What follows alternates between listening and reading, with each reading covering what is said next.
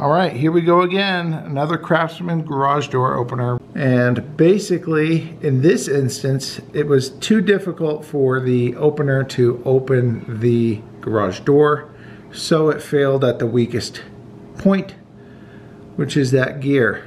It actually broke off completely, as you'll see in a minute. And in my case, what happened was the torsion springs, which are the springs up there, back there, that open the garage door, over time they lose some of their tension. Well, it was too heavy, and so it wasn't balanced. Now if you look, this is not connected to the shuttle, so the torsion springs are keeping the garage door open wherever you choose to leave it. And that's how a garage door should open. If you're opening it manually, you should be able to lift it to any point, let it go, and it stays. And so that wasn't the case. I adjusted the tension about 4 turns on each spring. And I have a video of doing how to install torsion springs. I'll put a link at the end of this video on how to rebalance your garage door. These springs are 4 years old. You just want to use caution. It's up almost 100 degrees today when I did this, and so the springs are warm, the metal's warm. I always notice a difference or problems with garage door openers. There are so many moving parts, and when the weather changes, all kinds of things can go wrong. And so if it was freezing temperatures, maybe I wouldn't have adjusted the springs that were 4 years old.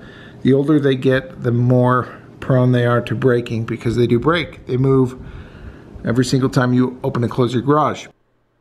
So now you're at a crossroads, or at least I was.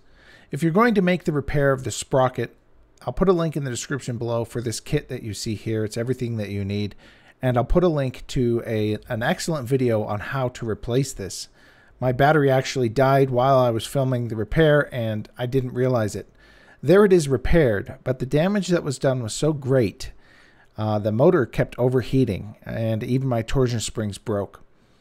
This was after they were balanced. So I ended up replacing my garage door opener entirely, and that's this one here. And I'll do a video review on that, but it was time to replace the opener. I had done so much work on that Craftsman garage door opener, and there's so many new features on the new openers. So this is kind of my video of what you're looking at when it comes to replacing that sprocket. It's a lot of work, and I thought, you know what, maybe I should just get a new opener. But I'll leave that up to you. There's a link in the description on Adam DIY for that video of repairing the sprocket, but there's also going to be a review of my new garage door opener that I'm thrilled with. It's a lot quieter, but I'll go over that in another video.